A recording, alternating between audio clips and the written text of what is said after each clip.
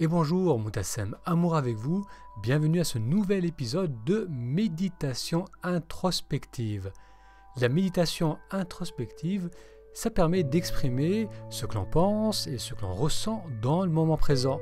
C'est une approche qui permet une meilleure connaissance de soi, qui aide à clarifier ce qui est réellement important pour nous et qui permet également d'avoir plus de confiance dans notre capacité à exprimer nos sentiments et nos idées. Pour en savoir plus sur l'apprentissage de cette méthode, il vous suffit d'aller sur le lien méditationintrospective.com. Je répète, méditationintrospective.com.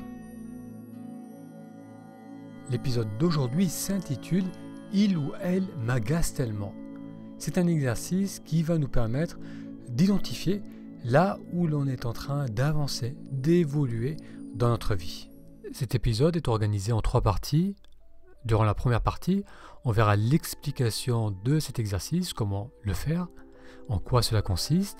Ensuite, dans la deuxième partie, on verra les bienfaits, pourquoi faire cet exercice. Et enfin, durant la troisième partie, on fera cet exercice ensemble. Première partie, l'explication. Pour cet exercice, on va prendre appui sur une personne que l'on connaît, une personne qu'on apprécie plutôt bien, mais qui nous agace, qui a tendance à nous agacer.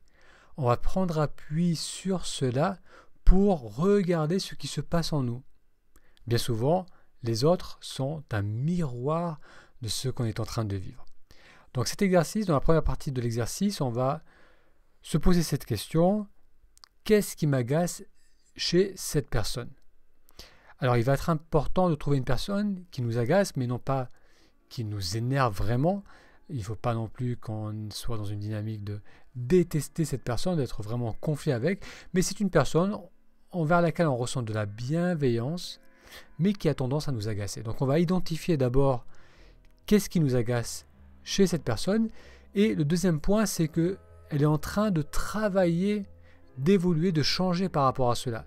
Donc non seulement on va voir ce qui nous agace chez elle, mais cet élément qui nous agace doit être en train d'évoluer.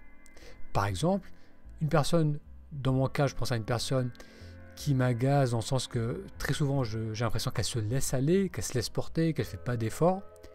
Mais je ressens également qu'il y a une évolution, que ce n'est pas aussi prononcé qu'il y a des années en arrière, que cette personne a fait son évolution personnelle, qu'elle participe davantage, on va dire, dans son quotidien, qu'elle prend plus de responsabilités. Donc d'une part, oui, je suis agacé par son habitude de se laisser porter dans son quotidien, mais je constate également qu'il y a une évolution, qu'il y a une dynamique de changement dans sa vie. Donc ça, c'est les 2 premiers points. C'est donc d'une part, qu'est-ce qui m'agace chez cette personne ? Donc une fois qu'on a trouvé la bonne personne, comme on a vu, c'est une personne envers laquelle on ressent un minimum de bienveillance. Ensuite, ce qui m'agace doit aussi être en train de s'améliorer, d'évoluer. Et ensuite, troisième partie de cet exercice, on va tourner cela vers nous. On va vraiment regarder comment ce qu'elle est en train de travailler, ce qu'elle est en train de changer, on est également en train de travailler sur cet aspect de notre vie. Alors bien sûr, il faudra peut-être reformuler un peu ce que l'on voit chez l'autre pour vraiment l'adapter à nous, mais à chaque fois que l'on perçoit quelque chose chez l'autre, de négatif ou de positif, quelque chose qui fait vibrer quelque chose, qui fait vibrer en nous des émotions, qui fait remonter des choses à la surface, c'est que on a cela aussi en nous, autrement on ne pourrait pas le percevoir. Alors le bienfait de cet exercice, c'est que cela va nous aider à mettre en lumière ce sur quoi on est déjà en train de travailler, là quelque chose qui est en train de se mettre davantage en cohérence par rapport à nos valeurs. Il y a donc un processus de changement, et le fait de le voir un peu plus clairement, donc par exemple, comme je vous le disais dans l'exemple que j'ai donné tout à l'heure, cette personne où j'avais l'impression qu'elle n'était pas pleinement investie dans ce qu'elle faisait, qu'elle se laissait un peu vivre, je peux ramener cela à moi et constater que dans certains aspects de ma vie, c'est à peu près pareil. Là aussi, je ne suis pas pleinement investi, je ne suis pas pleinement présent avec ce que je vis, je me laisse un peu vivre et je ressens que ces domaines de ma vie, j'ai envie de les amener en cohérence avec le reste, d'avoir encore plus d'alignement par rapport à mes valeurs, par rapport à ce qui est important et par rapport à ce que je suis en train de faire, à mes choix du quotidien. Donc le fait de le voir un peu plus clairement, que déjà il y a un processus de transformation qui est en route, ça va me permettre de le conscientiser davantage et de peut-être m'investir davantage dans cela. C'est aussi encourageant de voir qu'il y a une évolution dans le bon sens, une évolution positive, donc vers une vie plus consciente, plus alignée. Et lorsqu'on passe par des périodes de doute, des périodes de stress, le fait de mettre en lumière cela, qu'il y a une marche en avant, qu'il y a un progrès qui est en train de s'installer en nous, ça va nous aider à nous libérer du stress et nous remettre dans une dynamique de confiance et de joie. Allez, on va passer maintenant à la troisième partie et faire cet exercice ensemble. Vous allez vous installer à même le sol ou assis sur une chaise. On va faire en sorte d'avoir une posture droite avec un corps détendu. Et on va commencer par faire quelques respirations. Donc vous allez ressentir ce mouvement d'expansion à l'inspire, le moment de pause entre l'inspiration et l'expiration, puis le relâchement avec l'expiration. On va commencer par inspirer,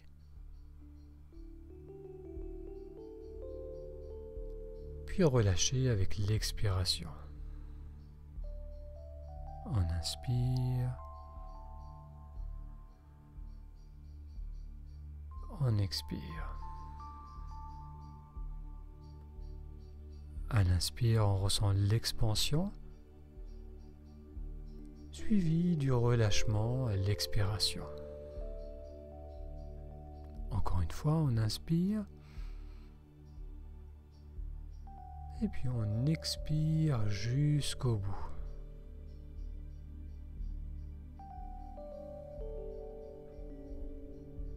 Alors durant cet exercice, on va garder cette qualité de présence. Une partie de notre attention va rester proche de ce mouvement de la respiration, des va-et-vient, des mouvements d'expansion et de relâchement.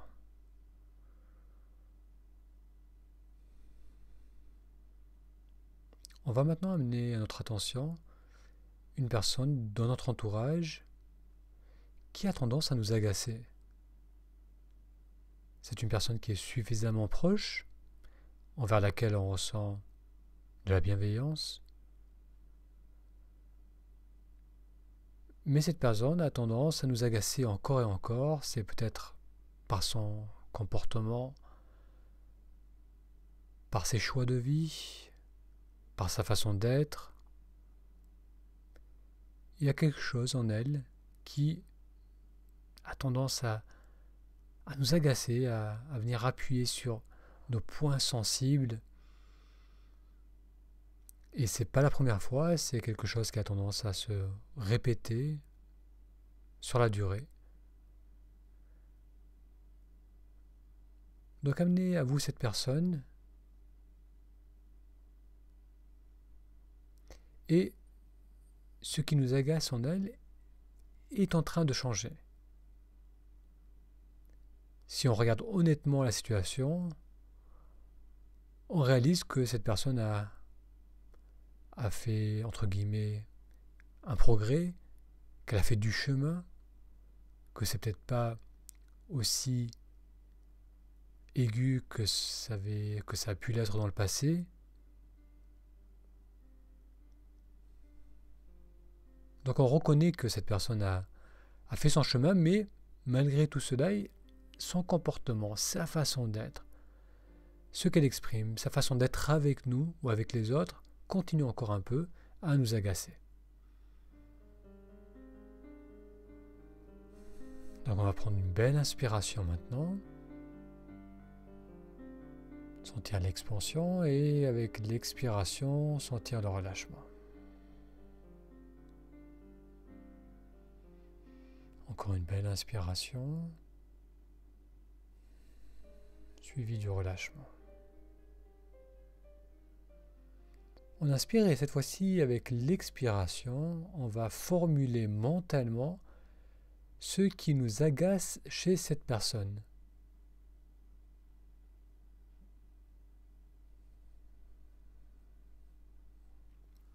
Donc ça peut prendre de la forme, ça peut prendre cette forme.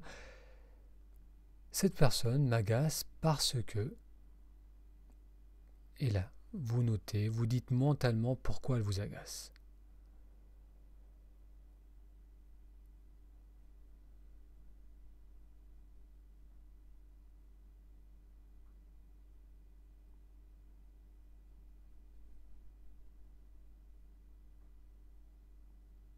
Alors on ne va pas plonger trop dans le sentiment d'agacement, ou essayer de trop voir, ou trop réfléchir, ou essayer de comprendre pourquoi elle se comporte de la sorte, mais simplement amener à notre conscience le fait que cette personne nous agace parce que.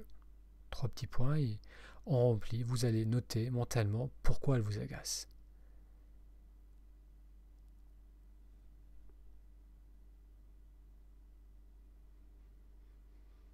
Bien, maintenant on va laisser partir cette personne et on va revenir vers nous. Revenir vers le ressenti de la respiration, faire le mouvement d'expansion qu'on peut peut-être ressentir au niveau de l'abdomen ou de la poitrine, suivi de l'expiration. Si les yeux étaient fermés, on va les ouvrir. Et on va maintenant se poser la question, comment nous aussi manifestons le même comportement?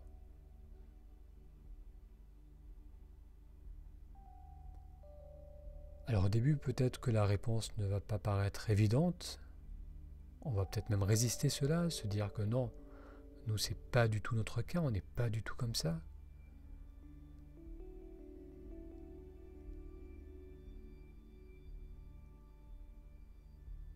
On va se poser mentalement la question, en douceur, où est-ce que moi aussi j'ai tendance à me comporter de la sorte?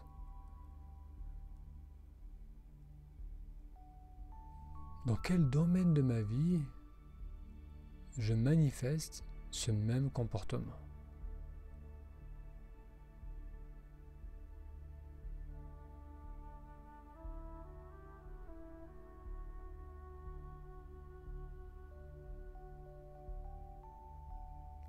Vous n'êtes pas encore sûr de trouver ce comportement dans votre vie? Une autre façon de poser la question, c'est se demander s'il y a certaines personnes dans votre entourage qui voient ce comportement en vous. Certaines personnes qui se sont peut-être dit un jour que tiens, vous avez aussi ce comportement, que cette personne, vous, manifestez également ce comportement, cette façon d'être.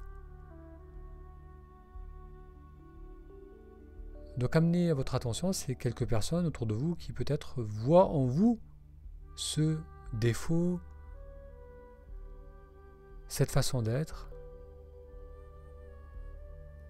que vous critiquez chez l'autre, chez cette personne qui vous agace.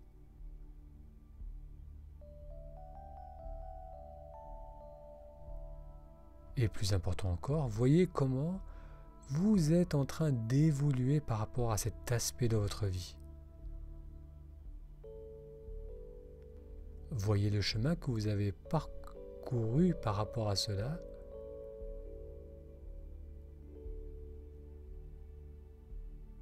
Comment vous avez fait preuve d'honnêteté, peut-être même de courage. Une fois que vous êtes connecté avec ce ressenti d'évolution, d'aller à la rencontre de vous-même, d'être de plus en plus en accord avec vos valeurs, vous allez rester avec.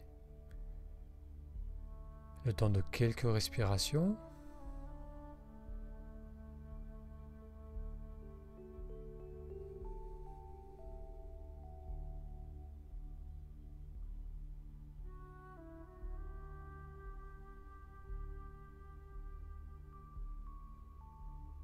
Et vous pouvez même formuler mentalement le fait que oui, vous avez fait preuve de 3 petits points, vous remplissez ces 3 petits points par votre cas actuel, par ce qui vous a contrarié chez l'autre et que vous manifestez également.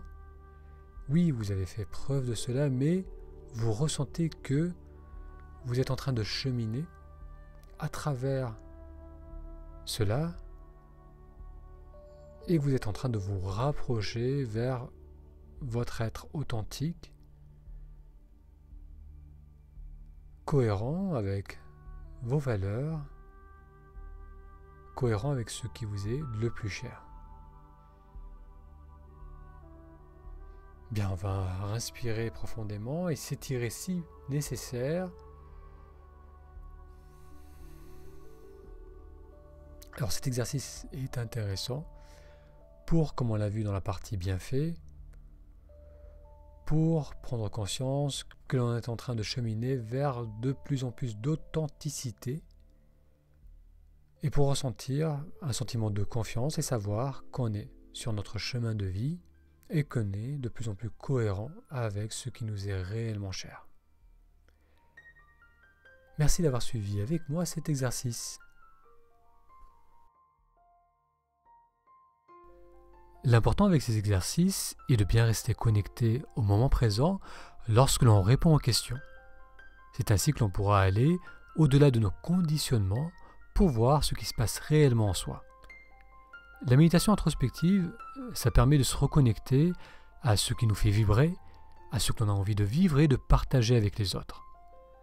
Si aujourd'hui vous ressentez ce besoin de mieux vous connaître, pour ensuite pouvoir vous ouvrir davantage aux autres, je vous invite à vous inscrire sur méditationintrospective.com. Ça vous permettra de recevoir les prochains exercices en vidéo pour pouvoir continuer à pratiquer chez vous. Cela vous permettra également d'en savoir plus sur le programme de méditation introspective. Ce programme se compose de rendez-vous individuels où l'on fera ensemble ces exercices de méditation. Rendez-vous sur méditationintrospective.com.